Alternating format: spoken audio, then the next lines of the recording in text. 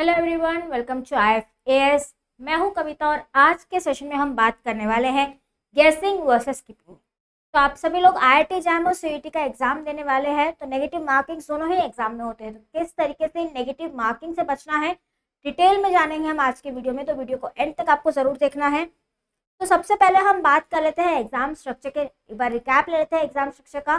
तो IIT jam का exam structure आप देख रहे हैं, यहाँ पे आपको आते हैं 3 सेक्शंस। यहाँ पे आता है सेक्शन ए, जहाँ पे आपको पूछ चलते हैं मल्टीपल चॉइस क्वेश्चन। आता है सेक्शन बी, जहाँ पे आता है मल्टीपल सिलेक्ट क्वेश्चन। और फिर आता है सेक्शन सी, जहाँ पे आते हैं आपको न्यूमेरिकल आंसर टाइप क्वेश्चन। तो यहाँ पे आपको सेक्शन बी और सेक्शन सी से बिल्कुल डरने की जरूरत नहीं है। यहाँ आप आराम से आंसर्स को जो है अटेम्प्ट कर सकते हो, क्योंकि यहाँ पे कोई भी नेगेटिव मार्किंग नहीं होती है। नेगेटिव मार्किंग का होती है, नेगेटिव मार्किंग होती है सेक्शन ए में, जो कि है मल्टीपल चॉइस क्वेश्चंस। आपको बचना है सेक्शन ए से, जहाँ पे आपको आने वाले हैं मल्टीपल सिलेक्ट क्वेश्चन। तो अब ये मल्टीपल सिलेक्ट क्वेश्चन में भी आपको 1 मार्क के क्वेश्चन आते हैं और आपको 2 मार्क के क्वेश्चन आते हैं। अगर आपने 1 मार्क का क्वेश्चन गलत कर दिया तो आपके -1/3 हो जाते हैं, और सपोज आपने 2 मार्क का गलत कर दिया तो आपके -2/3 हो जाएंगे। तो यहाँ पे आपको मिलेंगे नेगेटिव मार्किंग। तो यहाँ आपको बच के रहना है। साथ ही साथ हमारा जो CUET है, तो CUET में भी आपको 5 मार्क्स मिलते हैं एक सही आंसर के लिए, और -1 मार्क आपके हो जाते हैं गलत आंसर के लिए। ठीक है, तो दोनों ही कॉम्पिटिटिव एग्जाम से अगर आप IITs में जा रहे हो या आप यूनिवर्सिटीज में जा रहे हो, तो इन नेगेटिव मार्किंग से आपको बचना है। बिकॉज नेगेटिव मार्किंग्स आपके रैंक्स को, आपके स्कोर्स को जो है वो बहुत ज़्यादा अफेक्ट कर सकती है। तो कॉम्पिटिशन इतना ज़्यादा है कि हम चाहेंगे कि हम जितने आंसर सही टिक करके आए हैं उतने पूरे के पूरे मार्क्स हमें ज़रूर मिले। ठीक है, तो यहाँ पे आपको क्या करना है, सबसे पहले तो आपको बिल्कुल भी ब्लाइंडली गेस नहीं करना है। आपको ब्लाइंडली जो आपको लगता है, इंट्यूशन के साथ आप लोग मत जाइए कि 4 ऑप्शन है, चारों ऑप्शन में से आपको नहीं पता कौन सा सही है तो आप इंट्यूशन के साथ या जय माता दी करके टिक कर रहे हैं। तो ऐसा नहीं करना है, ब्लाइंडली आपको यहाँ पे गैस नहीं करना है। ठीक है, ट्राई कीजिए कि आप एटलीस्ट एक आंसर को रूल आउट कर पाए।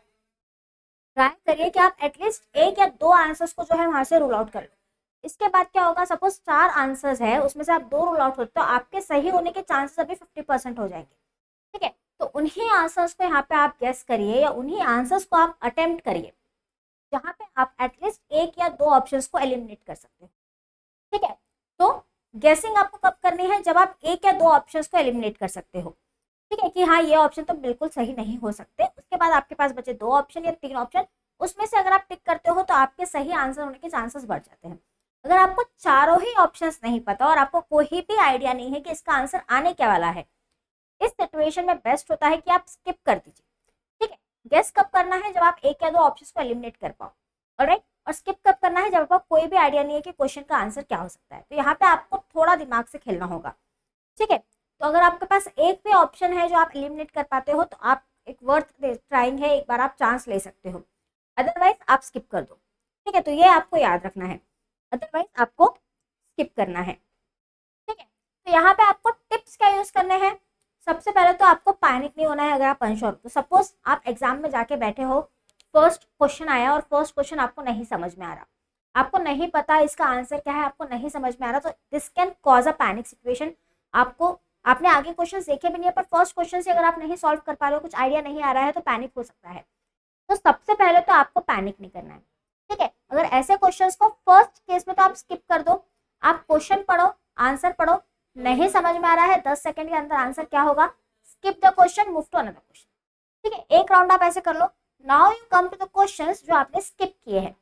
फिर जो आपने स्किप किए हैं वहां पे आपको यूज करना है logic to rule out the options. तो थोड़ा आपको लॉजिकली सोचना है। तो यहाँ पे आप, एक है कि आप डायमेंशन एनालिसिस कर सकते हो, एक है कि आप उनके जो यूनिट्स है उनको देख सकते हो। कुछ इस तरीके से आप आइडिया लगा सकते हो, और जो इलॉजिकल ऑप्शंस आपको लगते हैं ऐसे ऑप्शंस को आप रूल आउट कर सकते हो। ठीक है, MSQ और NAT को ब्लैंक छोड़ना ही नहीं है। कि MSQ और NAT में आप मार्क करो या ना करो, आपको जो है जवाब माइनस नहीं होंगे, आपको कोई भी नेगेटिव मार्किंग नहीं होगी।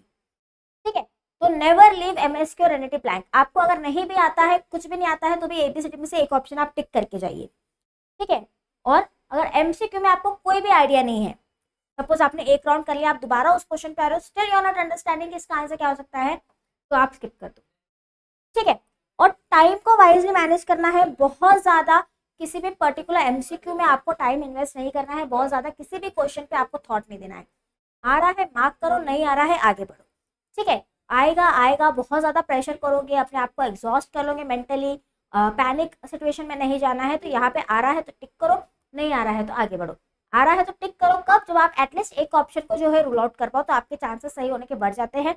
अगर आपको कुछ नहीं समझ में आ रहा है तो ऐसे क्वेश्चंस को आप सीधा सीधा स्किप कर दीजिए, बिकॉज अगर वो आंसर रॉन्ग हुआ तो आपके मार्क्स जो है नेगेटिव।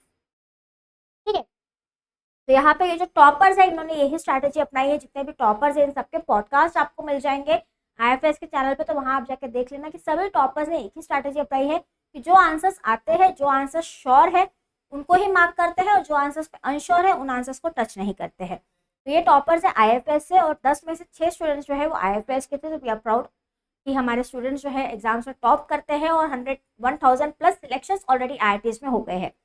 उसी तरीके से हमारे काफ़ी सारे CVT PG के भी स्कोरर्स हैं जिन्होंने 200 प्लस मार्क्स स्कोर किए हैं। तो many congratulation to all the achievers, and आप लोग भी ये अचीव कर सकते हो। और ये अचीव करने के लिए आप ज्वाइन कर सकते हो हमारा बैच, जो कि है टॉपर्स बैच। और ये बैच जो है शुरू हो रहा है 7 जुलाई से, अभी टाइम है, तो आप लोग जल्दी से एनरोल कर लीजिए। और गुड न्यूज़ है इसके 70% ऑफ आपको यहाँ पे मिल रहा है। कूपन कोड आपको अप्लाई करना है IFS70। तो जो भी बच्चे एस्पायर कर रहे हैं IIT से, टॉप यूनिवर्सिटी से मास्टर्स करने का, आप लोग इन बैचेस को ज्वाइन कर सकते हो। बैचेस जो है वो शुरू हो रही है 7 जुलाई से। और ये बैचेस के फीचर्स क्या है, ये है लाइव इंटरेक्टिव क्लासेस। सारे के सारे लेक्चर्स जो है वो लाइव होंगे, इंटरेक्टिव लेक्चर्स होंगे, आप बात कर सकते हैं अपने टीचर्स के साथ। साथ ही साथ आपको पूरा रिकॉर्डेड लेक्चर्स भी मिल जाएंगे, तो आप किसी भी लेक्चर को फिर से आप देख सकते हो, रिकॉर्डिंग्स आपको मिल जाएगी। उसी के साथ साथ यहाँ पे लाइव लेक्चर और रिकॉर्डेड लेक्चर के साथ साथ आपको मिल जाते हैं DPP। तो हर लेक्चर के साथ आपको डेली प्रैक्टिस करने के क्वेश्चंस यहाँ पे मिल जाते हैं। सारे के सारे नोट्स आपको यहाँ पे मिल जाते हैं, जो भी टीचर्स लेक्चर्स के दौरान नोट्स लिखते हैं वो आपको मिल जाते हैं। उसके साथ साथ आपका वीकली एक टेस्ट हो जाता है। तो वीकली टेस्ट में आप अपनी प्रोग्रेस को, अपनी परफॉर्मेंस को जो है वो एनालाइज कर सकते हो, अपने ऊपर वर्कआउट कर सकते हो, वीक एरिया स्ट्रॉन्ग एरियाज को आइडेंटिफाई करके अपने टीचर्स के साथ स्ट्रैटेजी बना के अपनी परफॉर्मेंस को और बेहतर कर सकते हो। और आपको इसके साथ साथ मिल जाते हैं PYQ, test series, mock test, सब कुछ आपको मिल जाता है प्रैक्टिस करने के लिए। इसी बैच में आपको मिल जाता है 70% ऑफ में आपको मिल जाएगा IFS70। कूपन कोड को आपको याद रखना है। तो मिलते हैं आपसे बैचेस में।